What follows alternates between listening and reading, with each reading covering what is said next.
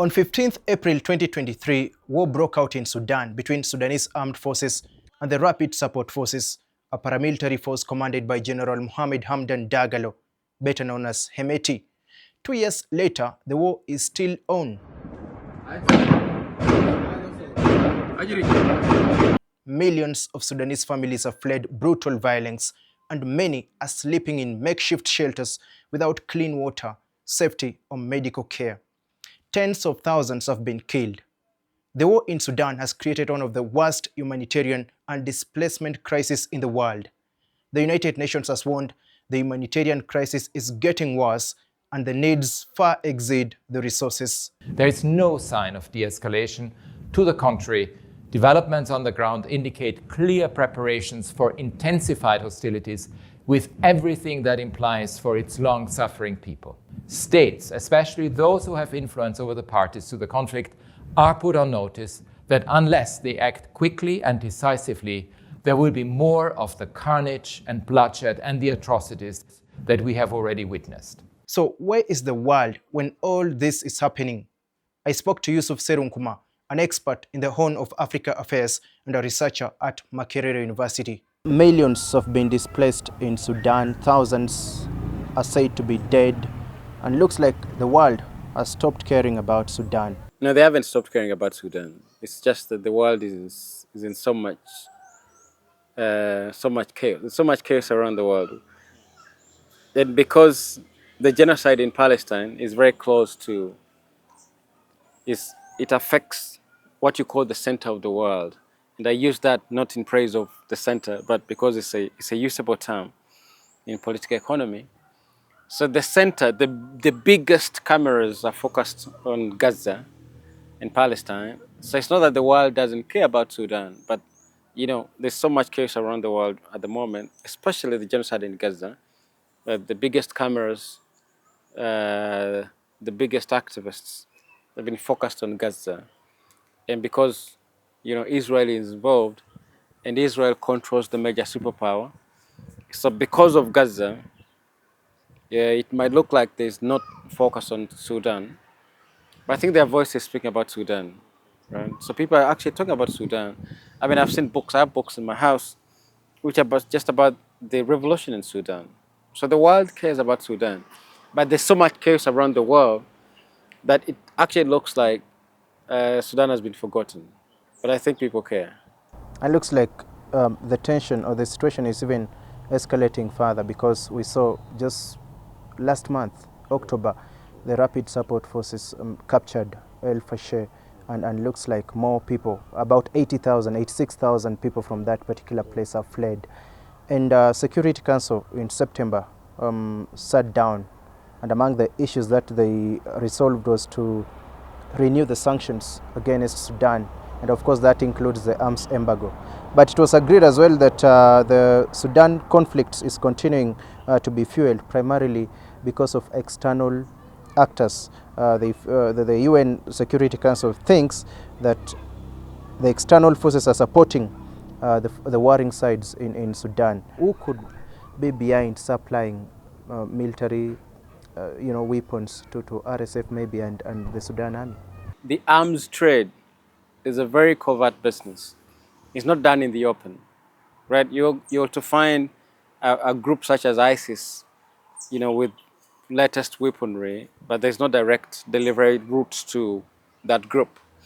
So when you see the UN saying we put sanctions against Sudan, the fighters in Sudan, including an arms embargo, the official channels through which arms are sold to Sudan could have been closed. But the unofficial ones keep coming, right? And you need to understand that the arms trade is not normally in the open, right? And the funniest part is that the major funder of the UN resolutions are actually the people who have interest in Sudan. And they're the key players in Sudan. So the routes through which arms reach Sudan are actually open. They're not closed. So officially, you have these, you know, bombastic statements. But weapons actually continue coming to Sudan. What do they seek to achieve by doing that? You need to understand what is at the core of the conflict. Because I think among the thing we forget to understand is that violence benefits. Violence is business. Violence gives interested parties time to fully negotiate their interests.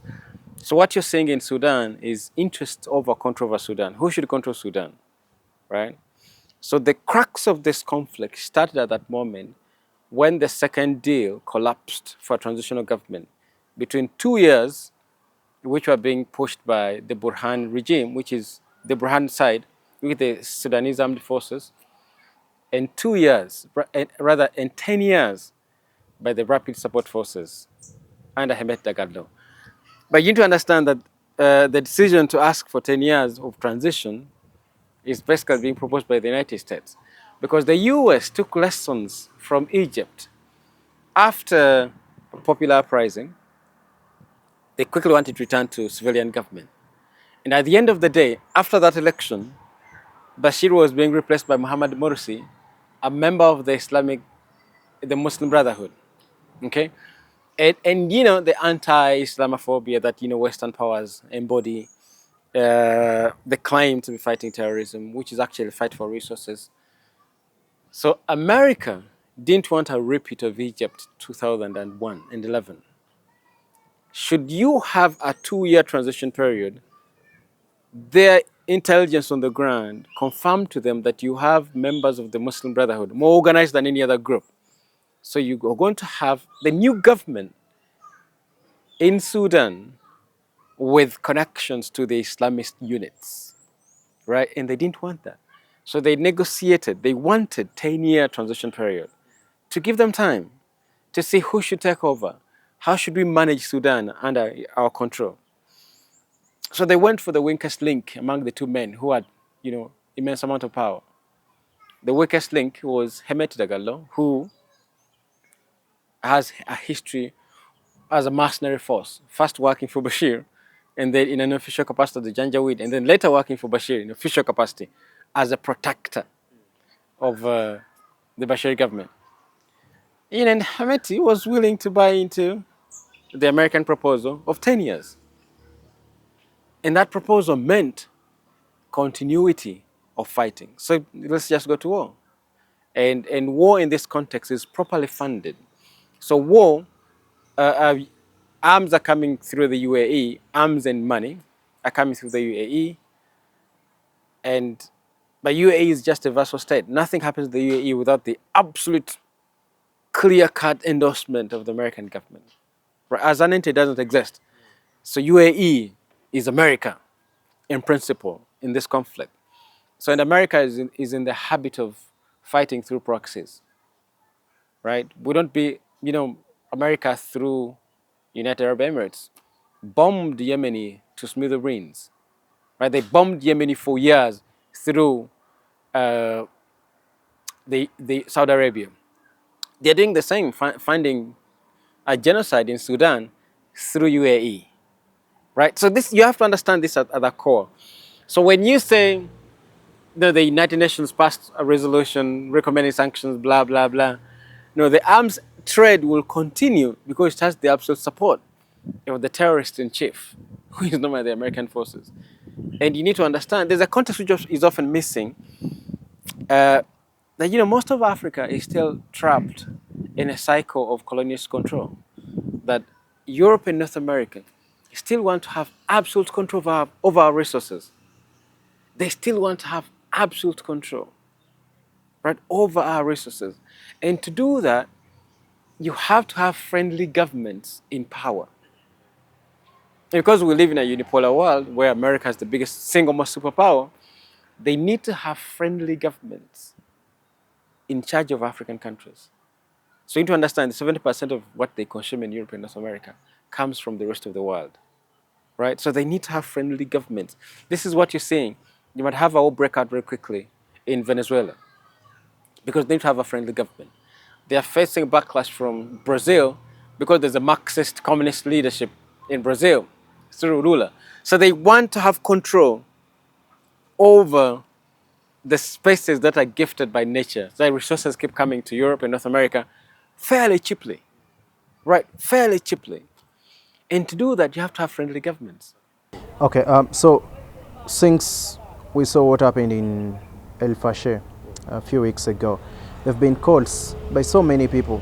We've seen the United Nations High Commissioner for Human Rights saying that the world needs to act and act now and take bold steps. We've seen people calling for cessation of hostilities. We've seen people calling for, the warring sides to allow relief reach the intended people. But is that enough? Because, they say when two bulls are fighting, it is the grass to suffer. And for this case, it is the people who are suffering. People are dying.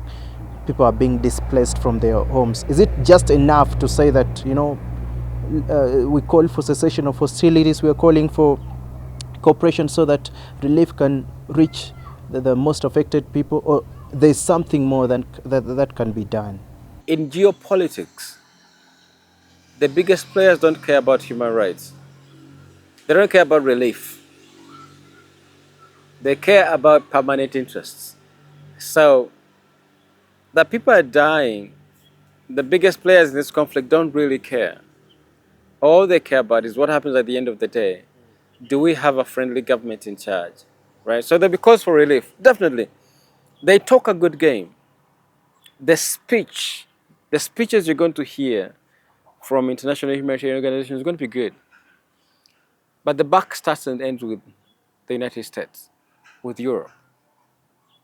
Unless you start hearing key voices in European politics, in American politics, blowing the horn for Sudan, because all of them are working undercover.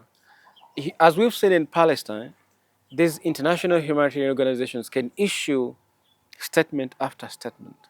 But it doesn't matter as long as America, as long as forces uniting under NATO have a unified position. And I'm telling you, the major worry now is if hostilities stop, who is in charge of this country? Right now, I think we're sort of past civilian governments. They want a military government to continue. But my hunch is they're now negotiating what type of concessions is Bulhani and team willing to make for hostilities to happen, right? What type of concessions are they to make? Especially in charge of supplies of minerals, gold going all the way to through UAE. The access that Sudan gives, who has ultimate control over Sudan's marine resources, right? So those things matter so much for the big players in these conflicts than the death of civilians. And I think to go back to the point you made at the very beginning, whether Sudan has been forgotten, that's why you have a fair point. Has Sudan been forgotten? Because the big players who have the biggest microphones are not speaking, right? So you don't hear America pronouncing itself as a government. It pronounces itself through the UN, through activists, but it hasn't come up with a clear-cut position on its interest in Sudan. Right? Among other things, they're not open about, their interest in the next government. They're not interested. They're not open about that we want to have a friendly government. At least they're open in Venezuela, right? They even gave a Nobel to the candidate on the other side who is willing to give them the country. But they're not open about that in Sudan, right? And this is why I worry that, unless the South Sudan Armed Forces get the upper hand over this conflict and they're able to put the RSF under absolute control, and that will take, among other things, cutting off supplies, armed supplies from UAE, so of course straight from the US. If they're able to do that, then we see sort of a calm happening. But before that happens, all these statements from the biggest humanitarian organizations make no sense. They make zero sense unless the big dogs pronounce themselves. Let's talk about mediation efforts, because we've seen some actors trying to bring the warring sides together. For instance, the Jeddah talks. But why have these talks failed, and what could probably be the lasting solution? How can these two fighting people be brought together for the better, for the good of the people of Sudan? Or maybe the point we miss is that normally there are actual grievances within countries. Like countries have actual grievances amongst themselves. Some are rooted in tribal politics. Some are rooted in contest over territory. There are internal conflicts, internal grievances within a country before the bigger powers come into the picture. And what we tend to see is that we normally talk about peace talks without addressing the actual grievances, right? But right now, I don't want to focus on the grievances because the powers on top are pushing the grievances even deeper. That the inhumanity being displayed by the RSF is mind-boggling. The inhumanity that they're killing in all men is all men. Entire populations, including men, women, and children, entire population. This inhumanity is mind-boggling, right? So to address this, you need a power to step in. If you're talking mediation, maybe you may need a peacekeeping force, but an actual peacekeeping force before you start talking mediations. But before the Jeddah talks, there are talks in Kampala. Talks were proposed in Kampala, and Burhani refused to come, right? But before Burhani would come, Hemeti was already here. And Burhani was like, no, I can't go to those talks. Where Hemeti met Museveni, and they agreed on a couple of things before I come in. So Hemeti didn't come. And I think there have been several proposals involving Uganda, as a peacemaker. But the problem with Uganda is that Uganda is conflicted, right? Because Uganda is the major sort of colonial caretaker for the region. Uganda is like the biggest colonial caretaker, which made it in South Sudan, in Kenya, in Tanzania, in Somalia. So European powers love Uganda because of the job that Uganda does for them in the region. If you have a man such as Salva Kiir on the verge of collapse, when this guy is on the verge of collapse, because Salva Kiir has allowed armed groups and Europe and North America, companies such as Glencore PLC, mining, taking South Sudan oil cheaply. They're actually fueling conflict. Museveni is helping. Museveni is building roads in Congo.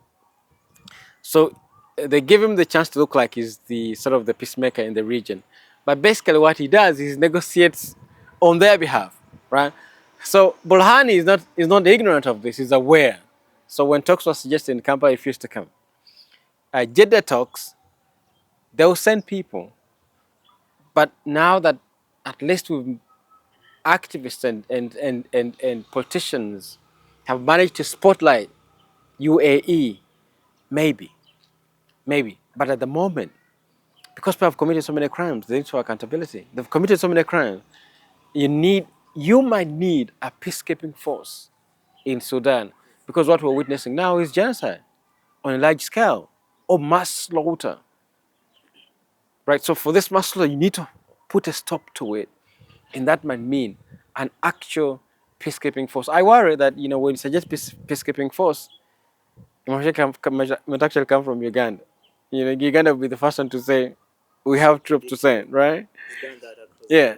And my worry for that is normally Uganda is doing the bidding of Americans. It's like a mercenary force in the region. So every time people say peacekeepers, they're normally in Uganda, and for what America says to Uganda, Uganda will say how high, right? So that's the worry about peacekeeping. But I think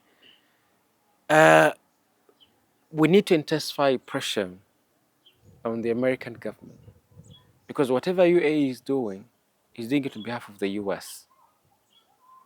And once America gets a position, either Burhani just disappears from the scene and America takes over, right? Or America gets a concession. They have a guy in power who will not be a member of the Muslim Brotherhood. But I can guarantee you, as long as they don't see that happening, we might enter the way of Somalia, right? Because Somalia have been fighting for the last 35 years, right? And you know why? Because of the strategic location of Somalia, that is unable to cohesively put a force together because people are stealing Somali marine resources. And the disorder in Somalia works for them. You don't have a force that will reassemble the Somali Coast Guard, for example. When all this is happening, I thought maybe the African Union should have come to play here and say this is our member state? Because most of the members of the African Union are colonial caretakers, right? Most of the people in the Africa, you've seen them, being shipped like school children to Paris, to Washington, they don't have a voice of their own. These are the men and women in the African Union. When you look at them, they are all not in charge of these countries. They work for the unipolar world. They are servants of the biggest superpower. What I'm saying, they are aware of what I'm saying. They don't want to interfere because interference compromises your position too. They don't want to interfere. They are aware of these things. They know who the biggest players are. Look, who would? Yoweri Museveni is among the oldest AU members. Yes. He's a worker. William Ruto, who recently had agreed to, implement taxes on behalf of the IMF and the World Bank, is a worker. Who do you want? Our sister Samia Suluhu, you can see that she's been under threat too. Who do you see? Kagame is in some bracket. All of them are workers. I'm telling you, we have a generation of leaders, and I think Frantz Fanon was right when he predicted this time. We have a generation of leaders who don't feel leadership in their bones. They're all workers. You see, you remember when a guy in Burkina Faso, Captain Traoré, took over power? That's what I wanted to ask. That the countries neighboring him, wanted to go in. You see, so when you look at the African Union, nobody in the African Union has power in their hands to sort of go in and say this has to stop. They don't. If they ever act, America would have given them the green card. Please go in and act fully. You see, you would invite Ethiopia, which is the seat of the African Union, Ethiopia. They've just undergone through a war, which was enforced on them by external actors. So they're also vulnerable. So this is the continent you're looking at. There are parts of vulnerabilities everywhere, right? So you look at Ethiopia, you come to Tanzania, you come to us here. We are vulnerable because we have a leader who stayed in power for the last 40 years. And he stayed there only because the powers that be want him in that position because of the work he does for them. So he doesn't want to be the bad guy now, all of a sudden. Absolutely. So finally, let's talk about the implication of the Sudan war on the stability of the neighboring countries. We talk about South Sudan, we talk about Chad, we talk about maybe Egypt. What is the implication of Sudan war on the stability of these particular neighboring countries? There are obvious things that we've seen already. We have a refugee crisis already. Uganda has been able to take in so many of those. Many have fled to Egypt. I think there are many other countries. We have a refugee crisis already. We have a genocide ongoing in our hands, right? If you ask me about stability, maybe that's a difficult question for me. But you ask me about governance, which basically means governance of ourselves and our resources. I would say that we're still a colonized country, that, in this day and age, 21st century, we're not able to deal with our own challenges as a continent. Right? We're not able to do that because most of the leaders pay lip service to the idea of Pan-Africanism. They pay lip service to the idea of African solutions to African problems, right? Because the biggest crisis we have on the continent, is leaders who are not in charge. That they are still overwhelmed by the things they have to deal with within their small enclaves of countries. They're still overwhelmed. But I'm telling you, right now we have a generation of colonial caretakers. They're not in charge of these countries. That the men who used to stand up for these countries were sort of maligned. Muammar Gaddafi stood up for the continent. He was maligned. We lost Robert Mugabe. Yes. He had a voice for the continent. The men who used to stand up, Meles Zenawi is not there anymore, right? Those are men who had a voice for the continent. All those men are dead, right? Right now we live in a moment where as a continent, our leaders are not in charge. It's a big crisis. You can't tell me that our brother here in Kenya is could be in charge of anything beyond his borders. That's if he's in charge of Kenya. Because, there's nothing as mind-boggling as signing, you just became president and you're signing off taxes imposed on you by the IMF. And all of us on the African continent know the damage that IMF and the World Bank did to our countries. We know the damage.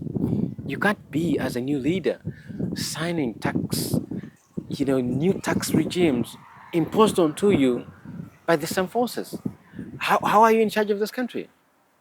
Right? So when I look around, and I worry like anybody else, I worry that we struggle with leaderships that have the continent at heart. That's a worry that, when I sit down and peer into the future, I struggle to see how we're overcoming this dilemma. Right? Because you see, even the upcoming leaders, once you're seen as upcoming, they start talking to you to see how they get you to allow them access to the country. Because the core conflict in Palestine is over the natural resources in Palestine. The conflict which is starting in Venezuela is over Venezuelan oil. The conflict in Sudan is over Sudanese resources. It could be seen as an internal conflict on internal grievances, but the core part is who has access to Sudanese gold, Sudanese marine resources, Sudanese oil. Who has access? Because they already have access to South Sudan's oil. Right? I'll tell you about this case, and I'll end on this one. I don't know if you're aware of it. In 2021, I don't know if it's British. There's a company called Glencore PLC. It pleaded guilty in the UK for ferrying bags of cash in 2011, 4 weeks after Sudan got its independence, after South Sudan got independence. 4 weeks after, executives from Glencore PLC flew on private jets with bags of cash to South Sudan to buy South Sudan's leaders. And all they wanted, and I quote from Bloomberg, they wanted to benefit from conflict. They wanted contracts that had been already entered and negotiated to be broken so that they can get into them, so that they can start conflict and benefit from Sudanese oil. That's a British company. It pleaded guilty. He said, we're guilty of all these charges, and they even paid a fine. Well, of course, the fine also didn't come to South Sudan. It stayed in the UK, right? But they pleaded guilty. So if you started the conflict in South Sudan without the hand of Glencore PLC, it's a major mining company, headquartered in the UK. They're actually ferrying bags of cash on private jets to pay leaders to start conflicts. That's the future of this continent. And this is not too long ago. This is 2011. And it was ongoing for 10 years. They pleaded guilty, but they didn't stop. Glencore PLC wasn't bankrupted. No. They paid finance. I think they paid a fine of like £100 million. But that's Glencore PLC. That's like peanuts. I think £52 million. But to Glencore PLC, that's peanuts. £52 million to Glencore PLC, that's small money. But they said, we plan to benefit from conflict. So if you want to see Sudan now, you need to look at South Sudan. You need to look at Egypt. Egypt only found peace after the general of the Egyptian forces took power and they had agreed to make concessions. During the Arab... Yeah, Sisi was given... Sisi is in president as a coup leader. But in our age, coups are not normal things. Coups are not normal things under our government, right?